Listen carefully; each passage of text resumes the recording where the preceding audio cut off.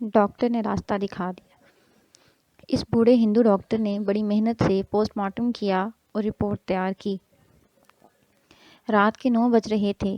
میں چونکہ لاش کے ساتھ خود گیا اور ڈاکٹر سے ملا تھا، اس واسطے اس نے مجھ کو ہسپتال بلایا اور رپورٹ دکھائی۔ لاش وارثوں کے حوالے کر دی گئی تھی۔ ڈاکٹر نے مجھ کو کچھ سمجھانا تھا۔ یہ بات سنانے سے پہلے میں آج کل کی ایک بات آپ صاحبان کو بتانا مناسب خیال کرتا ہوں۔ انگریزوں کی حکومت میں پوسٹ مارٹم کرنے والے ڈاکٹر لاش کا بال بال دیکھتے تھے اور ایسی رپورٹ لکھتے تھے کہ شک کی گنجائش نہیں چھوڑتے تھے۔ اس سے تفتیش کرنے والے کا کام آسان ہو جاتا تھا۔ ڈاکٹر پوسٹ مارٹم فوراً کرتے تھے، مگر آج کل کے ڈاکٹر ایسا نہیں کرتے۔ اکثر ڈاکٹروں کا طریقہ یہ ہے کہ ہسپتال کے ملازم لاش کی چیر پھاڑ کرتے ہیں۔ ان کو معلوم ہوتا ہے کہ پوسٹ مارٹم میں کیا کچھ کرتے ہیں۔ وہ بولتے جاتے ہیں، مثلاً دماغ ٹھیک ہے جی، دل، تلی اور جگر ٹھیک ہے جی، وغیرہ، اور ڈاکٹر دور بیٹھا ہوا لکھتا جاتا ہے۔ زخموں کی گہرائی اور لمبائی چوڑائی بھی ملازم ہی ناپتے ہیں۔ پھر آپ صاحبان خود خیال میں لا سکتے ہیں کہ اس طرح پوسٹ مارٹم ہو تو کیسے کیسے گھپلے ہو سکتے ہیں۔ اس ہندو ڈاکٹر نے مجھ کو ہسپتال بلایا۔ رات کے 9 بج رہے تھے۔ اس نے ابھی کھانا نہیں کھایا تھا۔ یہ فرض کی ادائیگی کی جنونی کیفیت تھی۔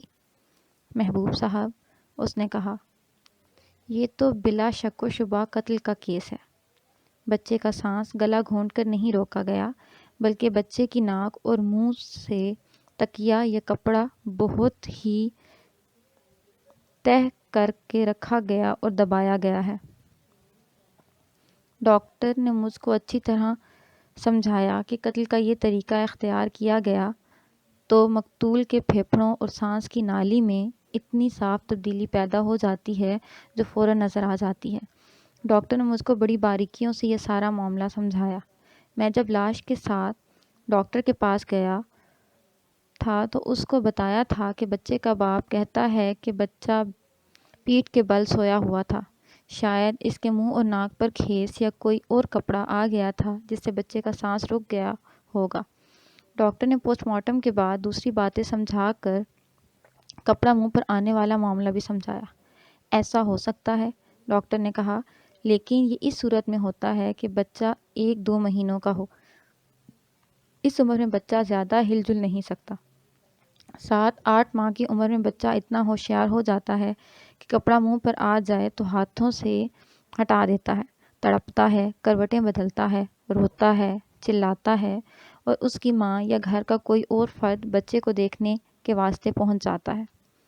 یہ بھی سن لیں، اگر چادر یا کھیس منہ اور ناک پر آ جائے تو پھر بھی کچھ نہ کچھ ہوا پھیپھڑوں میں جاتی رہتی ہے۔ مجھ کو یہ بتائیں ڈاکٹر صاحب، میں نے پوچھا، جس بستر پر بچہ سویا ہوا تھا اس بستر پر مجھ کو کیا دیکھنا چاہیے؟ یہ میں آپ کو بتانے ہی لگا تھا، ڈاکٹر نے کہا۔ لوگ اتنے چھوٹے بچوں کے واسطے چھوٹے چھوٹے تکیے اور گدیاں سی بنا کر رکھتے ہیں۔ اگر اس بچے کے دائیں بائیں ایسے چھوٹے تکیے رکھے ہوئے تھے تو ان کو غور سے دیکھیں۔ اس طریقے سے سانس روکا جائے تو ناک اور منہ سے تھوک کا مواد نکلتا ہے جو زیادہ مقدار میں نہیں ہوتا۔ یہ اس کپڑے یا تکیے یا گدی پر لگ جاتا ہے۔ تکیہ بڑا بھی ہو سکتا ہے۔ میں نے ایسا ایک کیس نئی دلی میں دیکھا تھا۔ ایک اینگلو انڈین نے اپنی بیوی کو اس کے منہ پر تکیہ رکھ کر اور اوپر سے دباؤ ڈال کر ہلاک کیا تھا۔ لاش کا پوسٹ مارٹم میں نے کیا تھا۔ تفتیش کرنے والے سب انسپکٹر نے میرے بتانے پر تکیہ برآمد کیا تھا جس پر منہ اور ناک سے نکلا ہوا کچھ مواد لگا تھا۔ اس سے سراغ ملا تھا کہ تکیے سے اس کا سانس روکا گیا تھا۔ پھر قاتل چند اور کڑیاں مل جانے سے پکڑا گیا تھا۔ محبوب صاحب، وقت ضائع نہ کریں، ابھی اس گھر جائیں، دھمکیاں، اور بچے کی ماں کو کہیں کہ بچے کے پلنگ پر جو تکیے اور کپڑے وغیرہ تھے وہ آپ کے حوالے کر دے۔ ان سب چیزوں کو گہری نظر سے دیکھیں۔ کسی بھی تکیے یا کپڑے پر ذرا سا بھی نشان ہو میرے پاس لے آئیں۔ اس بچے کے منہ اور ناک میں سے آخری سانس ختم ہونے سے پہلے تھوڑا سا مواد نکلا تھا۔ میں نے اس کی لاش کے منہ اور ناک میں سے کچھ مواد نکال کر محفوظ کر لیا ہے۔ اگر آپ مطلوبہ کپڑا لے آئیں تو میں آپ سے یہ مواد جو میرے پاس ہے اور کپڑا جو آپ لائیں گے لاہور بھیجوں گا۔ وہاں سے رپورٹ آئے گی کہ یہ دونوں مواد ایک ہی انسان کے منہ یا ناک میں سے نکلے ہیں۔ میں نے ڈاکٹر کا شکریہ ادا کیا کہ اس نے مجھ کو یہ صاف راستہ دکھا دیا تھا۔ میں اٹھنے لگا تو اس ہندو ڈاکٹر نے یہ بات کہہ کر مجھے شرمسار کر دیا۔ محبوب صاحب، ڈاکٹر نے کہا، ناراض نہ ہونا، آپ کی قوم کے بارے میں ایک بات دل میں آ گئی ہے۔ یہ مسلمانوں پر حیران ہوتا ہوں کہ یہ کیسی قوم ہے۔ بڑی عمر کے آدمی تو قتل ہوتے رہتے ہیں، دیکھو کتنے چھوٹے سے بچے کو بھی انہوں نے قتل کر دیا۔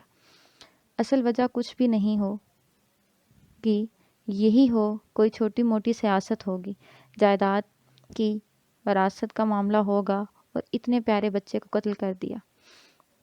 میں نے اس کی اس بات کی تائید کی۔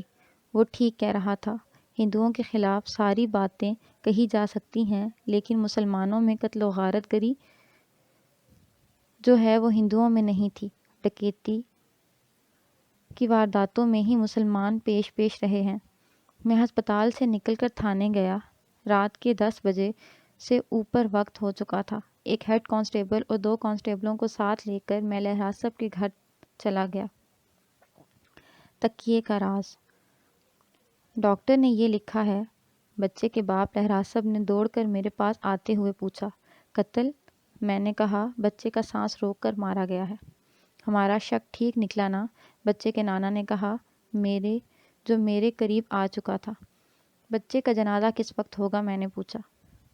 اب تو صبح ہی ہوگا، لہرا صاحب نے جواب دیا۔ لہرا صاحب بھائی، میں نے کہا، مجھ کو اس کمرے میں لے چلو جس میں بچہ سویا ہوا تھا۔ اس کمرے میں میرے ساتھ بچے کی ماں کے سوا اور کسی کو نہیں ہونا چاہیے۔ لہرا صاحب مجھ کو اندر لے گیا۔ بچے کی میت برآمدے میں رکھی تھی اور محلے کی بہت ساری عورتیں وہاں بیٹھی ہوئی تھیں۔ لہرا صاحب مجھ کو اس کمرے میں لے گیا۔ کمرے میں 2 پلنگ بچھے ہوئے تھے جو بہت اچھی قسم کے تھے۔ کمرے میں اور بھی فرنیچر اور اشیاء تھیں، وہ سب قیمتی تھیں اور سلیقے سے رکھی ہوئی تھیں۔ اس سے ظاہر ہوتا تھا کہ لہرا صاحب امیر آدمی ہے اور سلیقے والا بھی۔ لہرا صاحب کمرے سے نکلا تو اس کی بیوی شاہدہ کمرے میں آ گئی۔ وہ نوجوان لڑکی تھی۔ لہرا صاحب نے اس کے ساتھ اولاد کی خاطر شادی کی تھی۔ تمہارا شک ٹھیک نکلا شاہدہ، میں نے اس کو کہا۔ بچے کو اس کا سانس روک کر قتل کیا گیا ہے۔ پھر اس ڈائن کو پکڑیں، شاہدہ نے کہا، اس نوری کو۔ میں اب معلوم نہیں کس کس کو گرفتار کروں گا، میں نے کہا۔ تم یوں کرو کہ مجھ کو یہ بتاؤ بچہ کہاں سویا ہوا تھا؟ اس نے ایک پلنگ کے درمیان ہاتھ رکھ کر بتایا کہ بچہ یہاں سویا ہوا تھا۔ پھر میں نے اس کو کہا کہ بچے کے اوپر جو کمبل یا کھیس تھا اور سر کے نیچے جو تکیہ تھا اور دائیں بائیں اگر تکیے تھے تو وہ سب پلنگ پر رکھ دے۔ وہ تو ساری چیزیں اسی طرح پلنگ پر پڑی ہوئی ہیں، شاہدہ نے کہا۔ بچے کو دیکھا کہ مرا پڑا ہے تو میں نے اسے اٹھا لیا اور چیخنا چلانا شروع کر دیا۔ محلے کی عورتیں اکٹھی ہو گئیں۔ ان میں سے کسی نے صحن میں چارپائی بچھائی اور بچہ مجھ سے لے کر چارپائی پر ڈال دیا۔ مجھ کو تو ہوش ہی نہیں تھا کہ پلنگ سے یہ چیزیں اٹھاتی۔ وہ بولتی جا رہی تھی اور میں پلنگ پر پڑی ہوئی چیزوں کو دیکھ رہا تھا۔ چھوٹا سا ایک تکیہ پر جس پر بچے کا سر تھا، اس پر کوئی نشان نہیں تھا۔ اسی سائز کے چھوٹے چھوٹے 2 اور تکیے تھے، یہ گول نہیں چوڑے تھے۔ ایک تکیہ اس طرح رکھا تھا کہ دیکھ کر ہی سمجھ آ جاتی تھی کہ یہ بچے کے ساتھ رکھا گیا تھا۔ میں نے اس کو دونوں طرف سے دیکھا، کوئی نشان نہیں تھا۔ اسی سائز کا ایک تکیہ اور تھا جو دوسرے پہلو کے ساتھ رکھا ہونا چاہیے تھا لیکن وہ خاصا پرے پڑا ہوا تھا۔ میں نے اٹھا کر دیکھا، اس کے نیچے والی سائیڈ دیکھی تو اس کے بالکل وسط میں ایک ایسا نشان تھا جیسے یہاں دودھ کے چند قطرے گرے ہوں۔ نشان اوٹ پٹانگ سا تھا، یعنی نہ گول نہ چکور، یہ 1 انچ مربع سے ذرا زیادہ ہی ہوگا۔ یہ خشک ہو چکا تھا اور اس جگہ کپڑا اکڑا ہوا تھا۔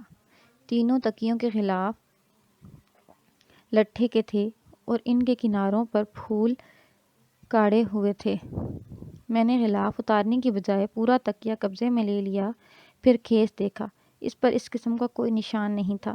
میں نے فیصلہ کیا کہ تفتیش صبح شروع کروں گا۔ شاہدہ اور لہراسب کو کچھ ضروری باتیں سمجھا کر میں باہر چلا گیا۔ میں نشان والا تکیہ اپنے ساتھ لے جا رہا تھا۔ آپ یہ تکیہ ساتھ لے جا رہے ہیں؟ لہراسب نے پوچھا۔ ہاں، میں نے جواب دیا۔ تمہیں واپس مل جائے گا۔ اس میں کون سی خاص بات ہے؟ یہ دیکھنا میرا کام ہے لہراسب، میں نے کہا۔ میں اب باقاعدہ تفتیش کر رہا ہوں۔ مجھ سے اب یہ نہ پوچھنا کہ میں یہ کیوں کر رہا ہوں اور وہ کیوں کر رہا ہوں۔ اس نے کچھ کہنے کی کوشش کی لیکن اس کی زبان ہکلا گئی۔ میں سمجھ نہ سکا کہ وہ تکیہ کو دیکھ کر کیوں گھبرا رہا تھا۔ میں وہاں سے نکل آیا اور اپنے گھر چلا گیا۔ دوسری بیوی کا دل کہیں اور تھا۔ تھانہ قصبے کے اندر تھا اور اس محلے سے دور بھی نہیں تھا۔ اس واسطے میں نے موقع پر جا کر تفتیش کرنے کی بجائے تھانے میں ہی ہر کسی کو بلانا مناسب سمجھا۔ صبح سب سے پہلے میں نے نشان والا تکیہ اٹھایا اور ہسپتال چلا گیا۔ تکیہ ڈاکٹر کو دیا تو اس نے نشان کو اپنی ناک کے ساتھ لگا کر سونگھا۔ یہ دودھ کا نشان نہیں، ڈاکٹر نے کہا۔ یہ وہی چیز ہے جو میں نے آپ کو بتائی ہے۔ یہ میں آج ہی دستی لاہور بھیج دوں گا۔ زیادہ سے زیادہ 2 دنوں میں رپورٹ آ جائے گی۔ میں کہہ سکتا ہوں کہ بچے کا سانس اسی تکیے سے روکا گیا ہے۔ پہلے بتا چکا ہوں کہ ڈاکٹر نے بچے کی لاش کے منہ اور ناک سے کچھ مواد نکال کر ٹیسٹ ٹیوب میں محفوظ کر لیا تھا۔ ڈاکٹر کے ساتھ اس مسئلے پر کچھ دیر تبادلہ خیالات ہوا۔ یہ شخص ڈاکٹر منوہر کپور بہت ہی مخلص آدمی تھا۔ اس نے کہا، محمود صاحب، ایسے پیارے اور اتنے معصوم بچے کے قاتل کو بچ کر نہیں جانا چاہیے۔ میرے اپنے جذبات ایسے ہی تھے۔ ایک تو وہ بچہ تھا جو اپنا دفاع نہیں کر سکتا تھا، دوسرے یہ کہ وہ سویا ہوا تھا۔ یہ درندگی تھی اور بزدلی تھی۔ میں تھانے میں آیا، اپنے اعتماد کے ایک ہیڈ کانسٹیبل کو یہ بتایا کر بھیجا کہ جنازہ ہو چکا ہو تو لہراسب اپنی بیوی کو ساتھ لے کر تھانے آ جائے یا جنازے سے فارغ ہو کر دونوں آ جائیں۔ پھر ہیڈ کانسٹیبل کو کہا کہ لہراسب کی پہلی بیوی انوری کو ساتھ لے کر آئے۔ ہیڈ کانسٹیبل کو میں نے خاص بات یہ کہی کہ لہراسب کے نوکر کو الگ کر کر کہے کہ وہ تمام کام کاج چھوڑ کر تھانے آ جائے۔ سب سے پہلے نوکر پہنچ گیا۔ لہراسب ابھی قبرستان سے واپس نہیں آیا تھا۔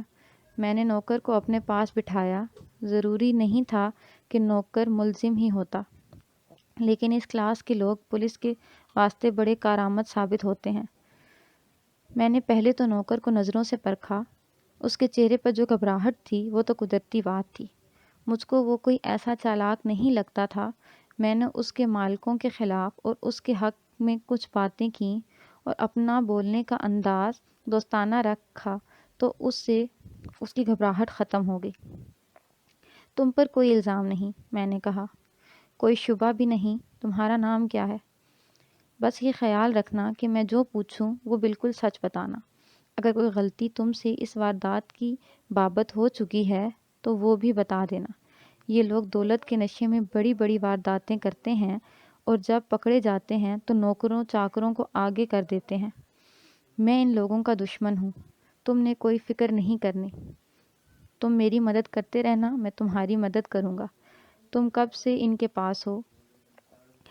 میرا نام شرف الدین ہے جناب، اس ادھیڑ عمر نوکر نے کہا۔ ویسے میں شرفو کہلاتا ہوں۔ آپ کے آگے جھوٹ نہیں بولوں گا، آپ کو اپنا مائی باپ سمجھوں گا۔ بس جناب، میرے اوپر یہ مہربانی کرنا کہ میرے منہ سے چوہدری لہراسب یا ان کے گھر والوں کے بارے میں کوئی ایسی ویسی بات نکل جائے تو یہ بات اپنے تک ہی رکھنا، ان کو پتہ نہ لگے۔ میں نے اس کو تسلی دی کہ وہ نڈر ہو کر ہر بات کرے۔ اس نے بتایا کہ وہ 15-16 سال کی عمر میں اس گھر میں آیا تھا اور اب اس کی عمر 40 سال ہو گئی تھی۔ لہراسب کے باپ دادا کو اس کی بہت تعریف کی اور کہا کہ یہ خاندان نوکروں اور مزاروں کی عزت و آبرو اور ہر ضرورت کا بہت خیال رکھتا ہے۔ لہراسب کی شرافت اور اس کے کردار کی تو اس نے بہت ہی تعریف کی۔ کہتا تھا کہ لہراسب اپنے اصول، زبان اور ایمان کا بہت پکا ہے اور غریب کی پرورش کرتا ہے۔ میں نے اس کو کہا کہ یہ بتائے کہ انوری کے ساتھ لہراز صاحب کی شادی ہوئی تھی تو وہ دونوں کس طرح رہتے تھے، اور پھر دوسری شادی ہوئی تو کیا ہوا؟ اور میں نے اس کو یہ بھی کہا کہ انوری اور شاہدہ کی بابت جو وہ جانتا ہے بتا دے۔ اس نے جو لمبا چوڑا حال احوال بیان کیا وہ مختصر لفظوں میں اس طرح ہے کہ انوری کا خاندان بڑا شریف اور وقار والا خاندان تھا، بڑے اچھے طریقے سے شادی ہوئی تھی۔ انوری اس گھر میں آئی تو لہراز صاحب کے باپ نے ان کو یہ حویلی دے دی کہ یہ اپنی آزاد زندگی گزاریں۔ یہ دونوں بڑے پیار اور محبت سے دن گزارتے رہے۔ تیسرے چوتھے سال تک ان کا بچہ بچی نہ ہوا تو دونوں نے پیروں فقیروں کے پاس جانا شروع کر دیا۔ دو تین مرتبہ انوری نے کہا کہ شرفو دعا کرو کہ اللہ مجھ کو بچہ دے۔ میں یہی بتا سکتا ہوں جناب، اس نے کہا، میں یہ نہیں بتا سکتا کہ اندر خانے کیا ہوتا رہا۔ بی بی انوری اداس رہنے لگی تھی۔ وہ پانچوں وقت نماز پڑھتی تھیں اور خیر خیرات بھی کرتی تھیں۔ آخر ایک روز میرے کانوں میں یہ بات پڑی کہ چودھری لہراز صاحب دوسری شادی کر رہے ہیں۔ پھر ایک دن دوسری بیوی آ گئی اور پھر آپس میں پہلے کی طرح بسنے رسنے لگے۔ اب یہ بتاؤ شرفو، میں نے پوچھا، انوری نے تو سوکن کو گھر میں دیکھ کر بہت برا سمجھا ہوگا؟ نہیں جناب، اس نے کہا۔ میں حیران ہوا کہ بی بی انوری نے ذرا بھی برا منہ نہیں بنایا، بلکہ بی بی شاہدہ کو اس طرح قبول کر لیا جیسے بی بی انوری چودھری لہراز صاحب کی ماں ہو اور بی بی شاہدہ اس کی بہو۔ پھر دونوں ٹھیک ٹھاک رہتی تھیں، دونوں میں کبھی اونچی بات نہیں ہوئی تھی۔ لیکن بی بی شاہدہ کا بچہ ہوا تو میں نے دیکھا کہ بی بی انوری کچھ اداس رہنے لگی تھی۔ 3-4 مہینے بعد میں گھر میں اپنے کام کاج میں لگا ہوا تھا تو چودھری لہراز صاحب اور بی بی انوری کی اونچی باتیں سنائی دینے لگیں۔ بی بی شاہدہ دوسرے کمرے میں تھی، شاہدہ وہ بھی سن رہی تھی۔ پھر ایسا ہوا کہ بی بی انوری کمرے سے باہر آئی اور مجھ کو کہا کہ تانگا لے آؤ۔ میں دوڑا گیا اور گلی میں تانگا لے آیا۔ بی بی انوری نے 2 اٹیچی کیس نکال کر رکھے ہوئے تھے، وہ میں نے تانگے میں رکھے اور بی بی چل گئیں۔ جناب، میں نے اس بات پر بھی غور کیا کہ چودھری لہراز صاحب کمرے میں ہی بیٹھے رہے، اور جب میں اندر آیا تو اس وقت بی بی شاہدہ چودھری لہراز صاحب کے ساتھ بیٹھی ہوئی تھی۔ مجھ کو بالکل معلوم نہیں کہ ان کے درمیان کیا باتیں ہو رہی تھیں۔ کیا اس کے بعد انوری کے گھر سے کوئی چودھری لہراز صاحب کے پاس آیا تھا؟ میں نے پوچھا۔ نہیں جناب، شرفو نے جواب دیا، ادھر سے کوئی بھی نہیں آیا، اور اگر چودھری صاحب ادھر گئے ہوں تو وہ مجھ کو پتہ نہیں۔ اب یہ بتاؤ شرفو، میں نے پوچھا، انوری اور شاہدہ میں سے تم کو کون سی اچھی لگتی تھی، یا تم ان دونوں میں سے کس کو اچھا سمجھتے تھے؟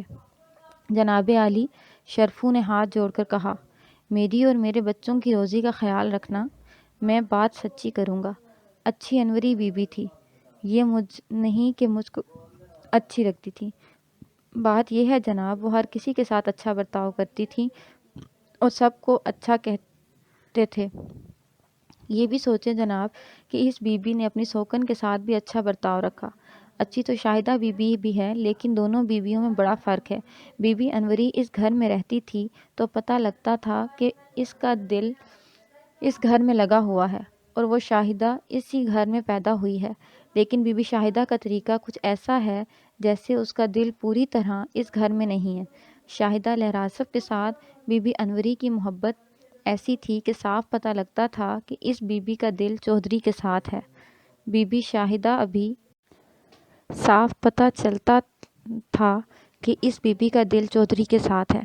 بی بی شاہدہ بھی چودھری لہراز صاحب کے ساتھ اسی طرح بلکہ اس سے تھوڑا زیادہ پیار محبت کرتی تھی، لیکن مجھ کو ایسا شک ہوتا تھا جیسے یہ لڑکی شو مار رہی ہے اور اس کا پیار دکھاوے والا ہے۔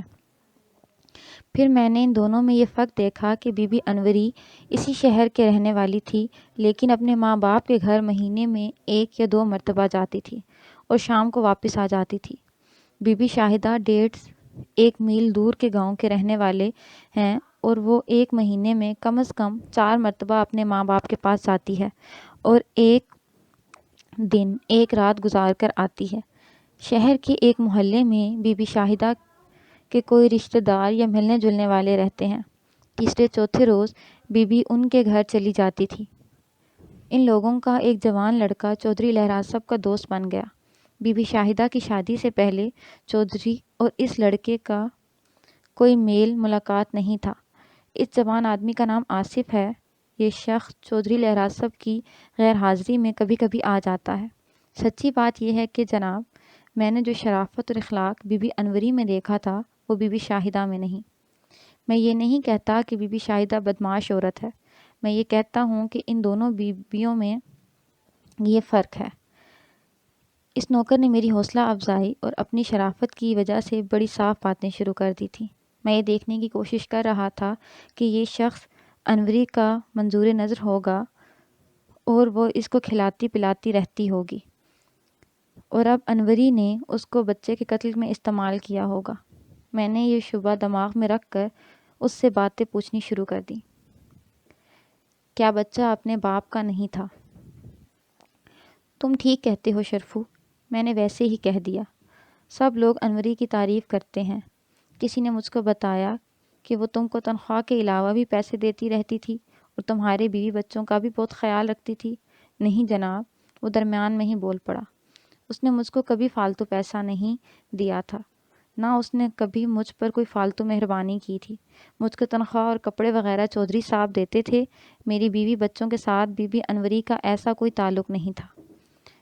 آپ جو بات معلوم کرنا چاہتے ہیں وہ بی بی شاہدہ کی بابت سے ہی ہے۔ یہ بی بی مجھ کو کبھی کبھی الگ پیسے دیتی ہے اور ویسے بھی مجھ کو بہت اچھا چاہتی ہے۔ میں نے آپ کو بتایا ہے کہ کبھی کبھی چودھری آصف آتا اور آتے ہی چودھری صاحب کا پوچھتا۔ اس کو پتہ لگے کہ چودھری صاحب گھر نہیں تو وہ بی بی شاہدہ کے پاس بیٹھ جاتا۔ بہت دیر کمرے میں بیٹھ کر وہ چلا جاتا تو اس روز بی بی شاہدہ مجھ کو ضرور ہی کچھ پیسے دیتی اور کہتی کہ بچوں کے واسطے کوئی کھانے پینے کی چیز لے جانا۔ ایک بار چودھری آصف نے بھی جاتے ہوئے مجھ کو 2 روپے دیے تھے۔ ایک بات اور میں نے دیکھی کہ بی بی شاہدہ نے مجھ کو 3-4 مرتبہ کہا کہ چودھری صاحب کو نہ بتانا کہ ان کی غیر حاضری میں آصف آیا تھا۔ پھر بی بی نے ساتھ یہ بھی کہا کہ آصف چودھری صاحب کو ہی ملنے کے واسطے آتا ہے، لیکن ہو سکتا ہے کہ چودھری صاحب اچھا نہ سمجھیں کہ آصف میرے پاس بیٹھ جاتا ہے۔ جناب عالی، مجھ کو کیا ضرورت پڑی تھی کہ میں چودھری صاحب کو بتاتا؟ میں نے نوکری چاکری کرنی ہے، وہ کر رہا ہوں۔ یہ تو ایک موٹی سی بات تھی جو میں نے سنا دی ہے۔ چھوٹی چھوٹی کئی باتیں جو میں نے شرفو سے پوچھی تھیں، کچھ انوری کی بابت تھیں اور کچھ شاہدہ کی بابت۔ اس واردات تک میں بے شمار وارداتوں کی تفتیش کر چکا تھا۔ سینکڑوں آدمی، مرد بھی، عورتیں بھی، بچے بوڑھے بھی میرے سامنے آتے تھے، اور مجھ کو اتنا تجربہ ہو گیا تھا کہ چہرہ دیکھ کر اور تھوڑی سی بات سن کر یہ یقین میں سے کہہ سکتا تھا کہ اس شخص کا اس واردات سے کوئی تعلق ہے یا نہیں ہے، اگر ہے تو کتنا کچھ ہے۔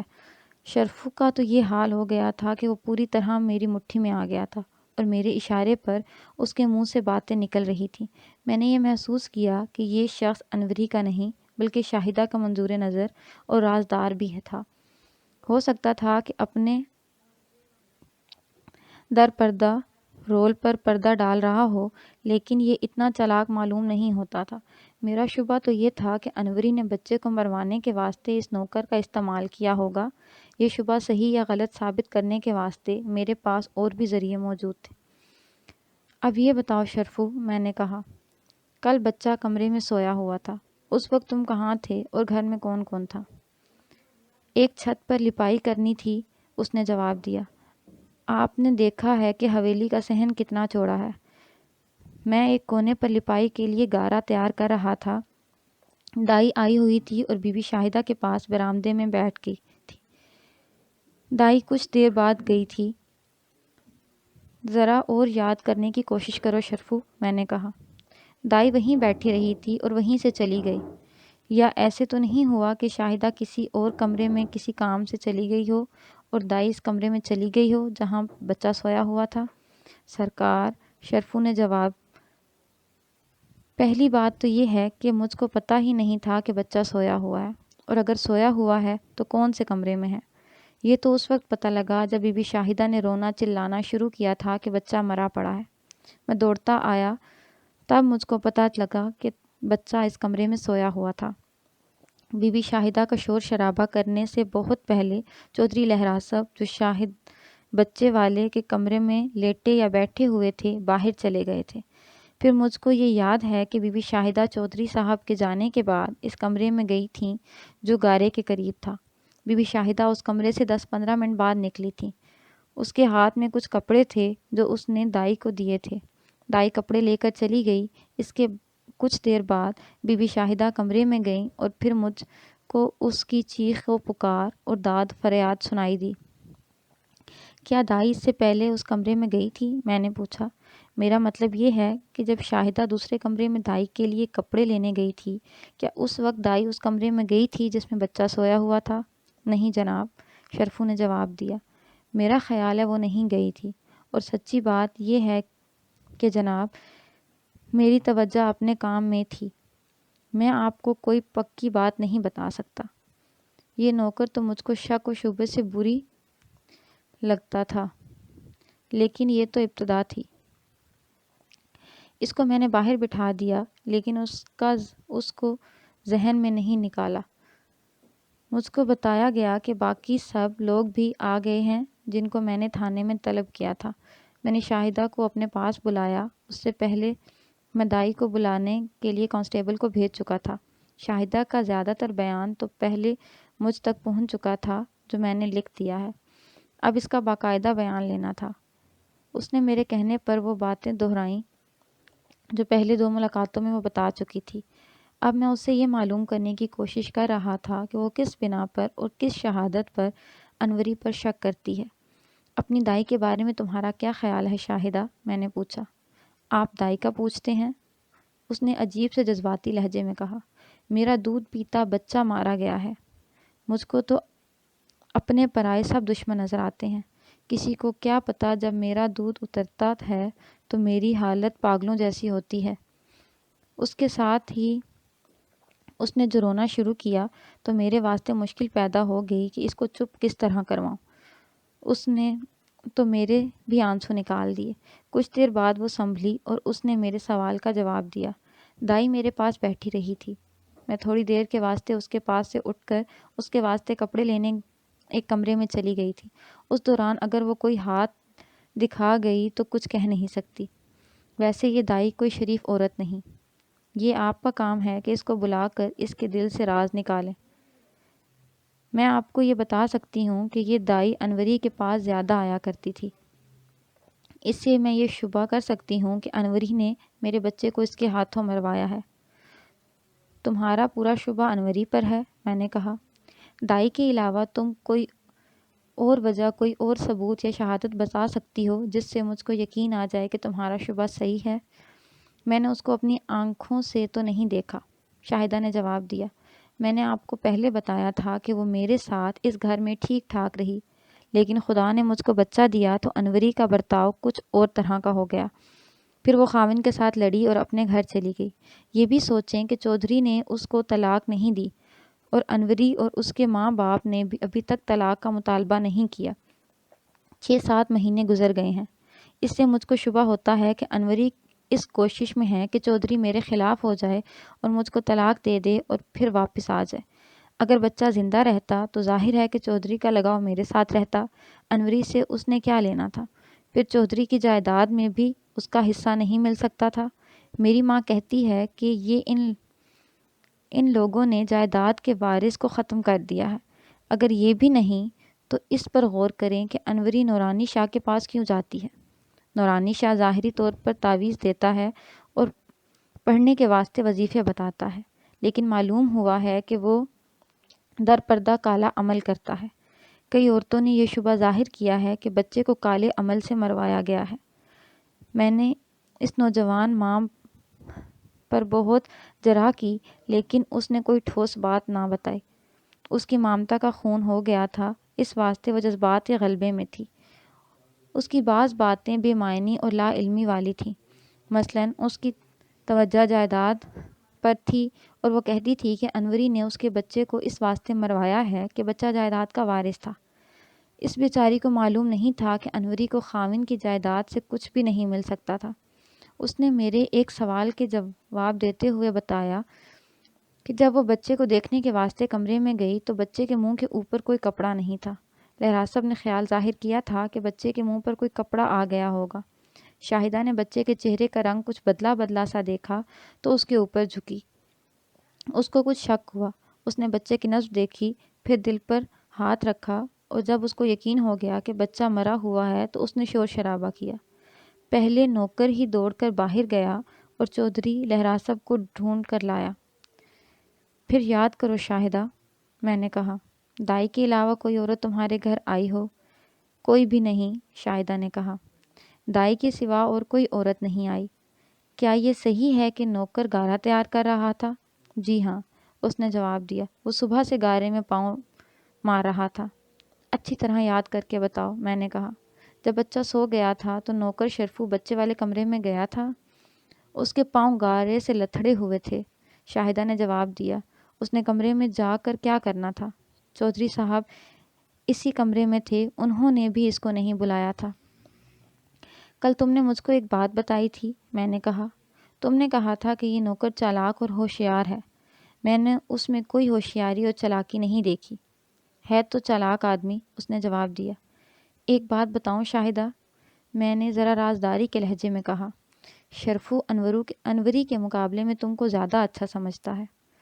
اس کو ایک وجہ تو یہ ہے کہ تم اس کو تنخواہ کے علاوہ بھی پیسے دیتی رہتی ہو، اور اس نے تمہارا ایک راز بھی کسی کو نہیں بتایا۔ کون سا راز؟ شاہدہ نے چونک کر پوچھا۔ یہ کوئی راز والی بات تو نہیں، میں نے کہا۔ میں یہ کہتا ہوں کہ شرفو تمہارا ہر حکم مانتا ہے۔ تم نے اس کو کہا کہ چودھری لہراسب کو پتہ نہ لگنے دے کہ آصف ان کی غیر حاضری میں تمہارے پاس آتا ہے۔ شرفو نے آج تک چودھری کو پتہ نہیں لگنے دیا۔ معلوم نہیں میں نے یہ بات کس مطلب کے واسطے کہہ دی تھی۔ میں نے دیکھا کہ شاہدہ کے چہرے کا رنگ لاش کی طرح ہو گیا۔ وہ 20-21 سال کی لڑکی تھی، اس کا رنگ کچھ سانولا سا تھا، لیکن یہ سانولا رنگ پیلا زرد ہو گیا۔ لیکن میں نے اس کو اہمیت نہ دی۔ یہ تو ہو نہیں سکتا تھا کہ ماں نے اپنے بچے کو خود مروایا ہو۔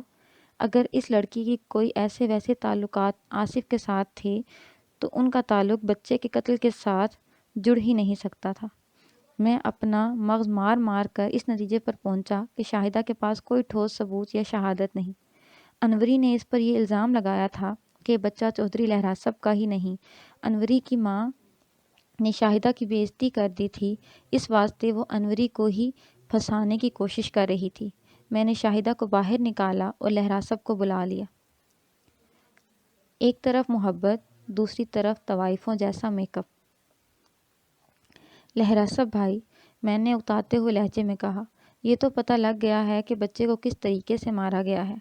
تمہاری یہ بیوی، تمہاری پہلی بیوی انوری پر شبہ کرتی ہے، لیکن کوئی ٹھوس اور مضبوط بات نہیں کرتی۔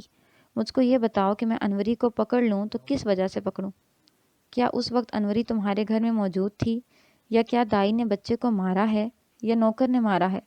اس وقت تمہارے گھر میں یہی دونوں موجود تھے۔ مجھ کو انوری پر ذرا سا بھی شبہ نہیں، لہراسب نے کہا۔ اس کی ایک وجہ یہ ہے کہ اس کے خاندان کی شرافت اور عزت داری مشہور ہے۔ انوری کے 2 بھائی ہیں، ان میں سے ایسی کوئی بات نہیں جس سے شک ہو کہ یہ واردات انہوں نے کروائی ہے۔ میں گھر میں موجود تھا، میری بیوی موجود تھی۔ میرا گھرانہ کوئی ایسا ویسا گھرانہ نہیں۔ اللہ کے کرم سے اس شہر پر میرا اب بھی کچھ رعب داب اور رسوخ ہے۔ آپ کسی اور پر شبہ کر سکتے ہیں، انوری اور اس کے خاندان کے کسی فرد پر کم از کم میں شبہ نہیں کروں گا۔ مجھ کو یہ بات دیکھ کر بہت افسوس ہو رہا ہے کہ آپ نے انوری کو تھانے بلایا ہے۔ تھانے تو آپ کی دوسری بیوی کو بھی بلایا ہے، میں نے کہا۔ کیا اس پر آپ کو افسوس نہیں آتا؟ اتنا نہیں، لہراسب نے کہا۔ شاہدہ اور انوری میں بہت فرق ہے۔ شاہدہ شہباز خاندان کی لڑکی ہے اور انوری میں خاندانی وقار ہے۔ اسی واسطے میں نے انوری کو طلاق نہیں دی تھی، نہ اب دے رہا ہوں۔ شاہدہ کو تو میں جائیداد کا وارث پیدا کرنے کے واسطے لایا تھا، لیکن شاہدہ کے ساتھ بے برکتی بھی میرے گھر میں آ گئی۔ انوری نے شاہدہ کو خوشی سے قبول کر لیا تھا۔ میں گھر میں آتا تو ان دونوں کو آپس میں باتیں کرتے یا ہنستے مسکراتے دیکھتا تھا۔ اس سے میرا دل خوش ہونا چاہیے تھا، لیکن نہیں ہوتا تھا۔ انوری مجھ کو خوش کرنے کی کوشش کرتی تھی، لیکن شاہدہ کو بناؤ سنگھار کرنے کا شوق تھا۔ وہ طوائفوں کی طرح میک اپ کر کے میرے پاس بیٹھ جاتی تھی۔ میرے گھر کے حالات ٹھیک ٹھاک چل رہے تھے، لیکن شاہدہ کا قدم میرے گھر میں پڑا تو نقصان شروع ہو گئے۔ 4 کنال زمین کا مقدمہ چل رہا تھا۔ یہ زمین میری تھی۔ فیصلہ میرے حق میں ہوتے ہوتے سکھوں کے حق میں ہو گیا۔ 1 مہینہ گزرا تو 9-10 سیر دودھ دینے والی بھینس مر گئی۔ چھوٹا سا ایک مکان کرائے پر دیا ہوا تھا، اس کی چھت بیٹھ گئی۔ شاہدہ نے مجھ کو جائیداد کا وارث تو دے دیا، مگر میرے گھر میں جو اطمینان اور سکون ہوا کرتا تھا وہ تو ختم ہو گیا تھا۔ آپ میری بات کو سچ ماننا جناب، بچہ پیدا ہو تو مجھ کو خوشیاں منانی چاہیے تھیں، لیکن میں نے اپنے دل و دماغ پر بوجھ محسوس کیا۔ اس طرح پتہ لگتا تھا جیسے یہ خوشی میری قسمت میں نہیں ہے۔ ایک خواب تو ایسا برا آیا کہ میں ڈر کر جاگ پڑا۔ مجھ کو اتنے پیارے بچے سے بھی ڈر آنے لگا۔ میں اس شخص سے بچے کے قتل کے بارے میں کوئی سراغ لینے کی کوشش میں تھا اور اس نے کوئی اور ہی قصہ شروع کر دیا تھا۔ میں اس واسطے چپ کر کے سنتا رہا کہ بیچارے کو اتنے ارمانوں سے اور درگاہوں، خانقاہوں اور پیروں وغیرہ کے گھروں میں سجدے کرتے اور نذرانے دیتے اللہ نے بچہ دیا تھا، اور وہ بھی دوسری بیوی کے بطن سے حاصل ہوا تھا۔ اللہ نے وہ بھی واپس لے لیا۔ اگر بچہ قدرتی موت مرتا تو اور بات تھی، بچہ قتل ہو گیا تھا۔ اس شخص کا تو خون انتقام کے جوش سے ابل رہا تھا۔ میں نے اپنے دل سے کہا کہ یہ جو بھی کہنا چاہتا ہے اسے کہنے دیا جائے۔ اس نے یہ نہیں بتایا کہ اس نے خواب میں کیا دیکھا تھا، اور میں نے پوچھا بھی نہیں۔ سب سے بڑی نحوست تو گھر میں بچہ پیدا ہونے کے بعد آئی۔ وہ بولتا جا رہا تھا۔ بچہ 2 ماہ کا ہو گیا تو انوری، جو میرے ساتھ اور شاہدہ کے ساتھ اتنے اچھے طریقے سے رہتی تھی، میرے ساتھ لڑ پڑی اور اپنے گھر چلی گئی۔ میں انوری کی جدائی برداشت نہیں کر سکتا تھا۔ لڑائی کی کوئی وجہ ہوگی، میں نے کہا۔ ایسا لگتا ہے جیسے کوئی دشمن نے میرے گھر پر کالا عمل کروا دیا۔ اس نے کہا۔ انوری اچانک میرے واسطے غیر ہو گئی، کہنے لگی کہ آپ کو حرامی بچے کی ضرورت تھی تو میں ان 5 سالوں میں 3 نہیں تو 2 بچے ضرور دے دیتی، لیکن چودھری صاحب، میں زہر کھا کر مر سکتی ہوں، ناجائز بچہ پیدا نہیں کر سکتی۔ اس نے انوری کی لڑائی کا پورا قصہ سنایا، جو میں مختصر کر کے لکھ دیتا ہوں۔ پوری لڑائی سن کر آپ کیا کریں گے؟ انوری نے لہراسب کو کہا کہ شاہدہ کا جو بچہ پیدا ہوا ہے یہ لہراسب کا نہیں، کسی اور کا ہے۔ لہراسب نے انوری کو کہا کہ تم حسد کی وجہ سے شاہدہ پر ایسا شرمناک الزام لگا رہی ہو۔ لہراسب کا تو یہی خیال تھا کہ انوری کے دل میں حسد پیدا ہو گیا ہے، اس واسطے اس نے انوری کو سمجھانے کی کوشش کی کہ وہ جھوٹا الزام تراشی کا گناہ نہ کرے۔ لہراسب نے انوری کو قسمیں کھا کر یقین دلایا کہ شاہدہ 1 درجن بچے پیدا کر دے پھر بھی اس کے دل میں انوری کی ہی محبت رہے گی۔ لہراسب نے بتایا کہ انوری کو معلوم نہیں کیا ہو گیا تھا کہ وہ ٹھنڈی ہونے کے بجائے غصے سے پاگل ہوتی چلی جا رہی تھی، اور یہی کہتی رہی کہ شاہدہ کا بچہ لہراسب کا نہیں، کسی اور کا ہے۔ اتنے زیادہ غصے میں انوری نے لہراسب کو 1-2 ایسی باتیں کر ڈالیں کہ لہراسب کے دماغ کو بھی غصہ چڑھ گیا۔ پھر لہراسب نے اس کو یہ کہا کہ تم سمجھتی ہو کہ میں اولاد پیدا کرنے کے قابل نہیں؟ انوری نے کہا کہ تم اس قابل ہوتے تو آج اس گھر میں حرام کی اولاد پیدا نہ ہوتی۔ کوئی مرد ایسی چوٹ برداشت نہیں کر سکتا۔ لہراسب نے انوری کو 1-2 ایسی بری باتیں کہہ ڈالیں کہ انوری اپنے والدین کے گھر چلی گئی۔ لہراسب کہتا تھا کہ شاہدہ میں اور نقص ہو سکتے ہیں، لیکن میں یہ نہیں مانوں گا کہ اس نے مجھ کو دھوکہ دے کر کسی اور کا بچہ پیدا کیا ہے۔ لہراسب کو امید تھی کہ انوری کا غصہ اتر جائے گا تو وہ واپس آ جائے گی، لیکن 1 مہینے تک وہ واپس نہ آئی تو لہراسب نے کسی عورت کے ذریعے انوری کو پیغام بھیجا کہ واپس آ جاؤ، لیکن انوری نے آنے سے انکار کر دیا۔ شاہدہ بھی انوری کو واپس لانے کی غرض سے گئی تھی، لیکن انوری اور اس کی ماں نے شاہدہ کی بے عزتی کر کے رخصت کر دیا۔ یہ میں تفصیل سے لکھ چکا ہوں۔ یہ بہت بڑی نحوست تھی کہ انوری چلی گئی۔ لہراسب نے مجھ کو سنایا۔ مجھ کو اس طرح لگا کہ میرا گھر اجڑ گیا ہے۔ شاہدہ صرف بچہ دے سکتی تھی، وہ انوری کی جگہ پوری نہیں کر سکتی تھی، اور اب دیکھیں میرے اوپر کیا قیامت ٹوٹی ہے۔